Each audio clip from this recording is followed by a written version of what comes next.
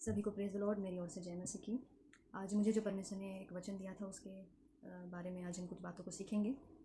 Daniel में अगर Daniel से मुझे आज परमेश्वर ने एक वचन दिया कि बेल जो राजा का नाम है बेलशस्सर करके एक राजा था।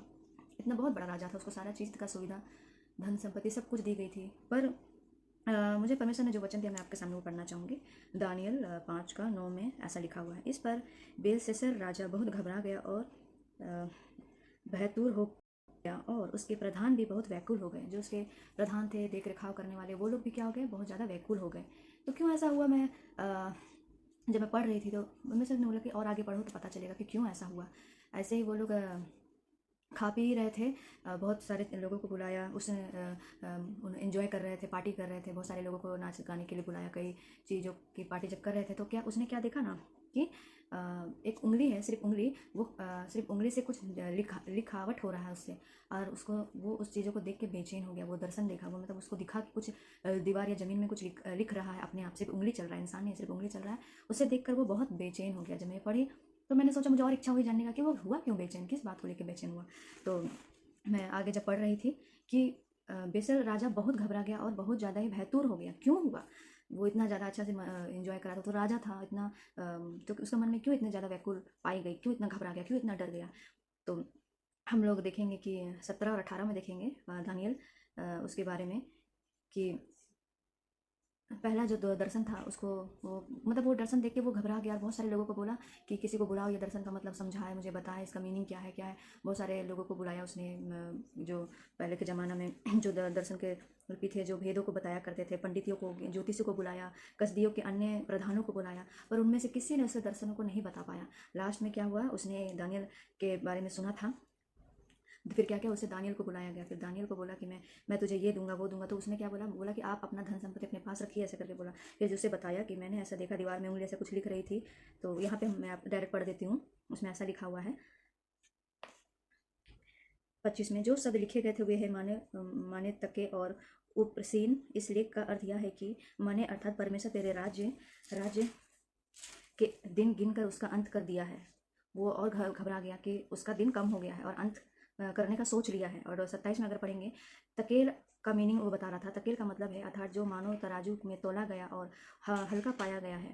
मतलब वो तराजू में तोला गया था और वो क्या गया, उसका तराजू हल्का पाया गया। उससे पहले भी एक सपना देखा था, उसको बताया कि मैंने तुझे इतना धन संपत्ति दिया, तुझे मैंने प्रधान बनाया, इस जगह पे मैंने बहुत सारे तुझे दिया, भिन्न भिन्न भाषा के लोग, भिन्न भिन्न देश के लोग तुझे तेरे नाम से कांपते थे, थरथराते थे, पर तूने उसे ऊंचा पद तो किया, पर क्या हुआ, तूने पाप किया। क्या पाप किया, वही हम देखेंगे कि उसने क्या पाप किया। इतना सारा चीज़ उसको परमेश्वर ने दिया, प्रधान बनाया, बड़ी बड़ी चीज़ों की प्रतिष्ठा दी, जाति जाति और भिन्न भिन्न भाषा बोलने वाले लोग भी उसे कांपते थे। जो वो राजा था, राजा का नाम है बेलशस्सर राजा, उसे कांपते थे। तो ऐसा क्या हुआ जो वो दर्शन देख के घबरा गया, क्या मतलब क्यों उससे परमेश्वर क्रोधित हुआ, क्यों उससे परमेश्वर ने वो दर्शन दिखाया।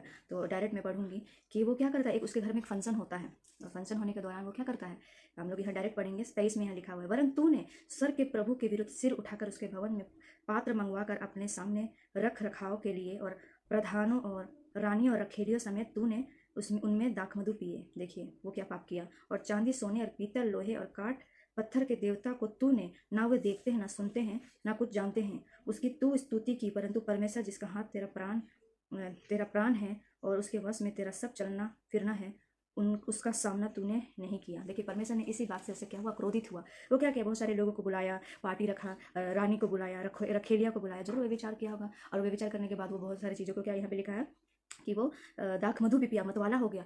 वो उतना तो पाप किया ही किया, और क्या हुआ कि सोने चांदी पीतल लोहे और कांट के पत्थर के देवता को जो ना देखते थे ना सुनते थे, वो क्या किया, उसकी स्तुति करने लगा, उसकी आराधना करने लगा। मैं कहना चाहता हूँ, जरूर ये परमेश्वर ये वचन को दिया है तो मुझे लगता है कि आप लोग से हमेशा कुछ बोलना चाह रहा है, कुछ कहना चाहता है कि आज ऐसे कितने सारे लोग हैं जो परमेश्वर उनका जो सुविधा, जो चीज़ दिया है, जो परमेश्वर के लिए इस्तेमाल करना चाहिए, वो लोग क्या करते हैं, अपने विचार के लिए इस्तेमाल करते हैं, कोई नशीले पदार्थों के लिए इस्तेमाल करते हैं, अपने जीवन को सिर्फ सुख विलास के लिए इस्तेमाल करते हैं। जैसे ये राजा क्या हुआ, उसे सारा चीज़ दिया गया, सारा अधिकार दिया गया, सारा पावर दिया गया, उसे अच्छा राजा बनाया, पर भी उसने क्या किया, उसने गलत इस्तेमाल किया, उसने पाप किया, एक पाप किया, और उसको जैसे क्या हुआ, उसको मृत्यु उसको मिला। अगर आप आगे पढ़ेंगे लास्ट में लिखा हुआ है कि वो मर गया, उसको लोगों ने मार दिया, उसको जो दर्शन मतलब मिला था उसका अंत में उसको मार दिया गया। उसका मतलब यही है, उसको मार दिया गया, उससे परमेश्वर क्रोधित हुआ। क्यों हुआ, 23 में मैं फिर से पढ़ना चाहती हूँ, वो क्यों परमेश्वर उससे क्रोधित हुआ।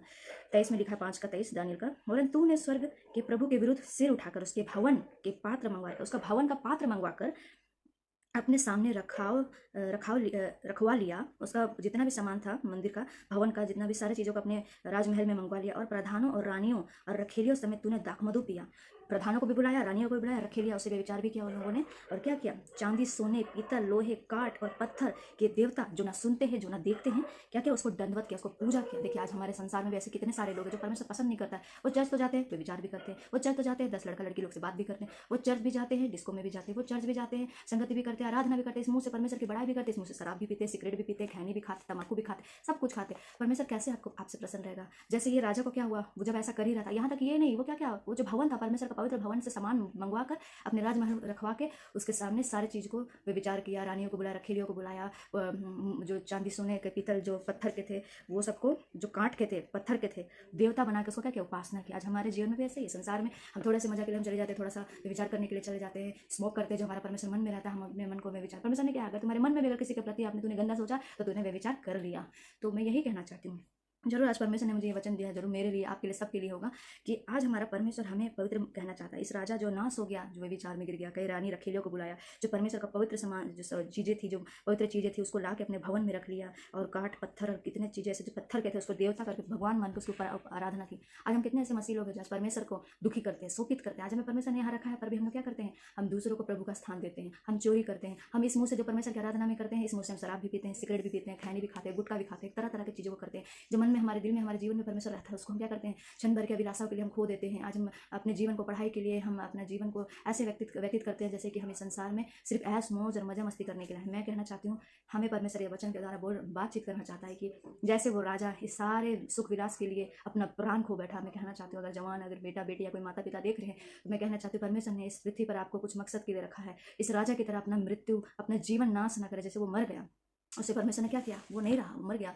सारी चीज़ उसे दी, सारे लोग उसके अधीन थे, सारे लोग उसे उसकी दंडवत करते थे, सारे मतलब सारा सुविधा उसको दिया गया था, भिन्न भिन्न भाषा के लोग उसको मानते थे, पर भी उसको इतना राजा बनाने के बावजूद भी क्या किया, थोड़े से अभिलाषा के लिए वो खो गया। इतने राजा रानी को लाया, वे विचार किया, दाखमधु पिया, मूर्ति पूजा की, जो ना बोल सकते हैं ना जो देख सकते हैं। हमारा परमेश्वर क्या, हमारे स्वरूप है, हमारा परमेश्वर हमसे बोल सकता है, हमें बात कर सकता है, हमें देख सकता है। तो मैं यही कहना चाहती हूँ, परमेश्वर ने आप यहाँ आपको इस जगत में लाया है तो कुछ पर्पस के लिए लाया है, कुछ मकसद के लिए लाया है। इस राजा को याद रखे, जैसे बेलशस्सर, ये राजा का नाम थोड़ा सा है, हार्ड है। इस राजा का नाम है बेलशस्सर, जो बहुत दुखी हो गया, परेशान हो गया। जब ये सारा मजा मस्ती कर लिया तब उसका मन में बेचैनी होने लगा। मैं कहना चाहता हूँ, अगर आप भी आज ऐसे संसार के लिए जीवन बिता रहे हैं, सुख विलास के पीछे, वे विचार के पीछे, कई रखेलियों को रखे हुए अपने जीवन में, घर पे भी है, बाहर पे भी है, कई लोगों से 10 लोग से बात करते हैं, कई लोग सोचते हैं यार हम तो नहीं भी बात करते हैं, तो खाली खाली हम देखते हैं किसी का फोटो, वो भी तो पाप है। अगर आप किसी को देख भी रहे हैं मोबाइल के द्वारा, किसी को आप गलत दृष्टि से भी देख रहे हैं, तो क्या है, मन में आप पाप कर रहे हैं। आप इस मुंह के द्वारा परमेश्वर की आराधना भी करते हैं, इस मुंह के द्वारा आप गुटखा खाए नहीं, शराब सारी चीज़ पीते, तो परमेश्वर आपसे प्रसन्न नहीं रहेगा। मैं प्रिय कहना चाहती हूँ, संसार परमेश्वर को आपने कुछ उद्देश्य के लिए रखा है, वो उद्देश्य को जाने, आप परमेश्वर को फॉलो करें, परमेश्वर के प्रेमी बने, इस वचन को जो है ये इसका प्रेमी बने, इसके अधीन रहे, जो परमेश्वर ने कहा है उसको माने, तब परमेश्वर आपको जो रखा है आपके लिए जीवन का मुकुट वो आपको देगा, आपके लिए वो परमेश्वर इस्तेमाल करेगा। मैं फिर से कहना चाहती हूँ कि आप अपने जीवन को एक भावता हुआ एक बलिदान चढ़ाए, एक अच्छे बने। आपको जो मंदिर आपने जो इस मुँह से आप परमेश्वर की आराधना भी करते हैं, इसे निंदा मत करें। इससे परमेश्वर ने आपको अच्छी चीज़ों के लिए, जैसे ये राजा ने अपने भोग विलास के चक्कर में अपने प्राण को खो दिया, मैं कहना चाहती हूँ आपका आत्मा भूमंडल से बढ़कर है। आपको परमेश्वर ने अवसर दिया है, इस पृथ्वी में इतना दिन दिया है, इतने दिन आयु दिया है, तो आप अच्छी चीज़ों में अपने बातों को लगाए, आप प्रभु में बढ़ते रहे, उनके साथ बने रहे, उसको थामे रहे, परमेश्वर आपको उठाएगा। इस राजा बेलशस्सर की जैसा मत बने। सब चीज़ देने के बावजूद भी वो क्या किया, पाप में गिर गया। जो परमेश्वर को कतई पसंद नहीं है वो चीज़ों को उसने किया। जो आपने अच्छी पढ़ाई की होगी, अच्छी नौकरी, आप लोग क्या करते हैं, कई लोग विदेश जाके वहाँ के पाप में खो जाते हैं, कई लोग दोस्ती में खो जाते हैं, कई लोग संसार में खो जाते हैं, कोई शराब में खो जाते हैं, गुटखा बीड़ी खाने, कई लोग सोच रहे हम तो ये सब करते भी नहीं है। ऐसा नहीं भी करते हैं तो क्या आपका संगति किन लोगों के साथ है? क्या आप एक देर भी परमेश्वर की आराधना करते हैं? क्या आपको ऐसे, अगर बचना चाहते तो मैं कहना चाहती हूँ, सिर्फ हमें मात्र यही बचा सकता है, सिर्फ यही जो परमेश्वर का पवित्र शास्त्र में लिखा हुआ है। मैं कहना चाहती हूँ कि आप इनकी तरह बने, ये वचन को अपने जीवन में, अगर अपने आप को देखना है तो इससे ज़्यादा दर्पण, इससे अच्छा मिरर हमारे जीवन में नहीं है। हाँ, आईना हमारे सुंदरता को दिखाता है, पर ये हमें जब हम इसे देखते हैं, इसे हम त्यागते हैं, इसे हम देखते हैं अपने जीवन में, तो ये हमारी अंदरूनी दिल की बातों को दिखाता है, हमारे अंदर में कितनी गंदगी है, अंदर कितनी शुद्धता होनी चाहिए, ये चीज़ों को दिखाता है। इसलिए मैं कहना चाहती हूँ वो बेलशस्सर राजा की जैसा ना हो। जब ये वचन आपको दिया है परमेश्वर ने, तो मैं यही कहना चाहती हूँ, जैसे वो भी सुख विलास में खो गया, अपना जीवन नाश कर लिया, वो मृत्यु को पा लिया, वैसे ना बने। परमेश्वर ने आपको हर एक लोग को कुछ उद्देश्य के लिए रखा है, तो अपने उद्देश्य को जाने, उसके पीछे चले, उसके लिए फॉलो करें, वो ऐसे देवता देवती के पीछे ना जाए, ना वो बोल सकते हैं, ना सूंघ सकते हैं। वो काठ पत्थर के देवता को पूछने लगा, रखेलिया को बुलाया, रानियों को बुलाया, परमेश्वर के भवन से सारी चीज़ों को बुला के गलत चीज़ों में वो क्या कि इन्वॉल्व हो गया, और परमेश्वर उससे क्या हो गया, दुखी हो गया। परमेश्वर को उसने शोकित किया।